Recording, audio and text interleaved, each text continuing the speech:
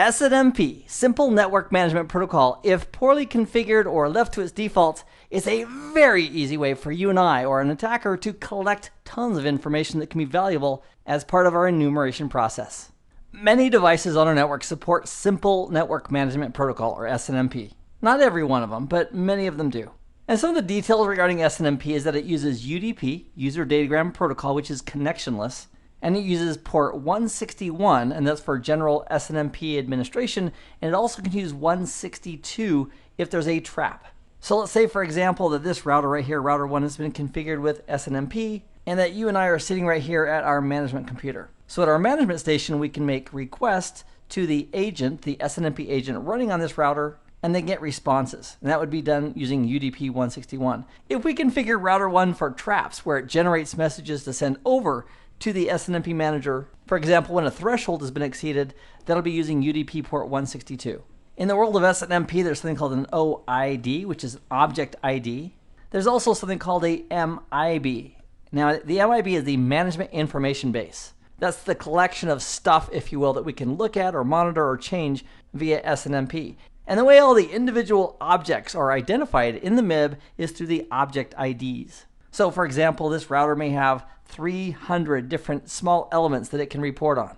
And each of those elements can have their own individual object ID. And the challenge is, if the SNMP manager wants to learn about one of those specific details, it can go ahead and do so by simply making a request regarding a specific object ID, at which point the router will respond with just the information requested. Now, unfortunately, regarding defaults, there are default quote-unquote passwords. They refer to these as community strings, and the default password or community string for reading information from an SNMP agent running on a device, the password is public. And sometimes we'll see it as a RO for read only. And the default community string for read-write capabilities is called private. And the challenges regarding these community strings, or quote-unquote passwords, is that not only are they predictable if we leave the defaults in place, but also they're sent and received in clear text if we're using the early versions of SNMP. So an attacker who's eavesdropping on the network could discover what those passwords are simply by looking at the network traffic. So that's one of the reasons that SNMP version 1 and version 2 is vulnerable to attackers, is that if somebody's sniffing the network, they can discover those passwords and then start using them. There's also a process called walking the tree. And an example of doing SNMP walking would be the management station making a request saying, please show me everything you have. At which point the agent, the SNMP agent running on this router, would then report back all the details for each and every object in the MIB. And regarding being secure with SNMP, we should use version 3, which supports authentication and encryption and data integrity when it's configured correctly. And in addition, we also want to set up some filtering. So we can tell, for example, a specific host that's running SNMP that it should only be communicating with a specific IP address or a specific range of IP addresses, which would represent our management stations. That way the attacker coming from an IP address outside of that range wouldn't even have the opportunity to make SNMP requests, even if he had the password. Now, a tricky hacker might do this. If the hacker has knowledge that the SNMP is only allowed from host 192.168.1. Let's say 50, and that's the only IP address that the router has been configured to play with regarding SNMP, what the attacker could do, let's go ahead and put our attacker right here. And for this example, we'll assume that he's got a compromised host somewhere here on the local area network. The attacker could send in spoof packets that appear to come from .50. And when the router receives them, he's going to respond back to .50. And the problem is, if the attacker wants to see that response, the attacker would then have to go ahead and sniff the network and eavesdrop on that reply traffic so we can see the responses that are coming back to the management station. Or the attacker could perform some type of a man-in-the-middle attack, at layer 2 in this case, with spoofed layer 2 addresses, so that the responses that are supposed to go to .50 actually go back to the attacker's layer 2 address, and that's another way that he could look at that information and process it.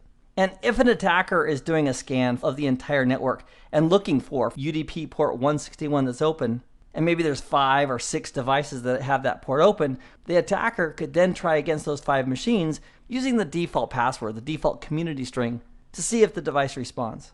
And if there's no response from a device, there could be several reasons for that. One, maybe we have the wrong community string, they've changed it from the default, or perhaps there's some type of a connectivity issue. And another option is the device we're trying to connect to perhaps maybe doesn't really have SNMP services running. What we're going to do is we're going to enable SNMP services, And to do that, in the upper right-hand corner, we're going to select Manage. And then from the drop-down, we're going to select Add Roles and Features. And then we'll click Next a few times. And what we're after is we want to go to this area right here, Features, and then scroll down this list till we get down to SNMP. So we'll go ahead and scroll down. It's alphabetical.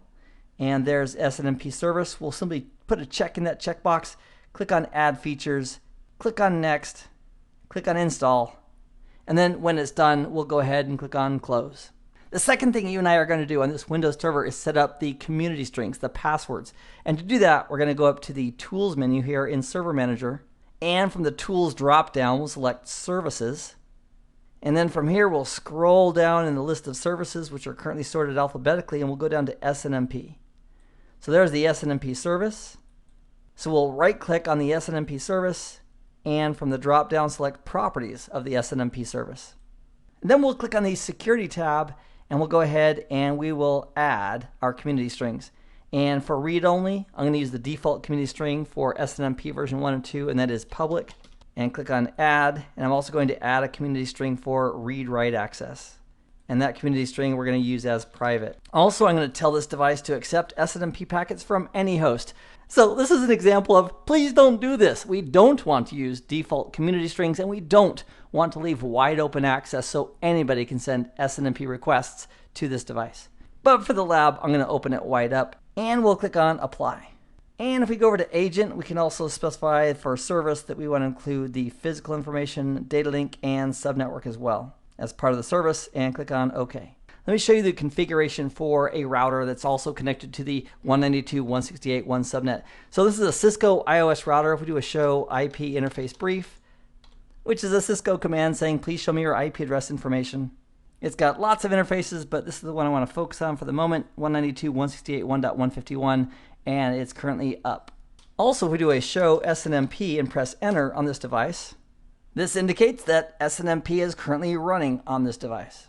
And if we do a show run and look at the output of the configuration on this router, it's got quite a bit of stuff here, but the part I want to focus on is the SNMP configuration, which is right here. So this line, this first one here that we're looking at is SNMP server community public RO1. Now, in English, what that means is that the community string, the password, if you will, for read-only access is public.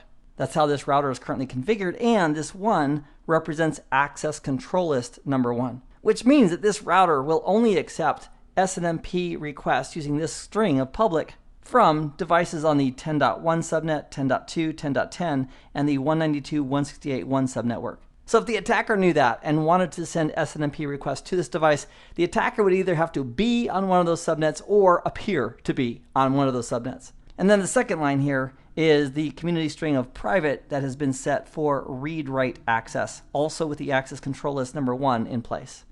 So now we verified two things. This server is running SNMP, and our Cisco IOS router is also running SNMP.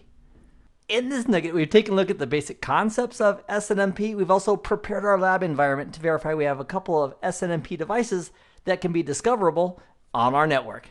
And in our next nugget, we'll take a look at the tools to help discover and then enumerate those devices based on SNMP. Until then, I hope this has been informative for you, and I'd like to thank you for viewing.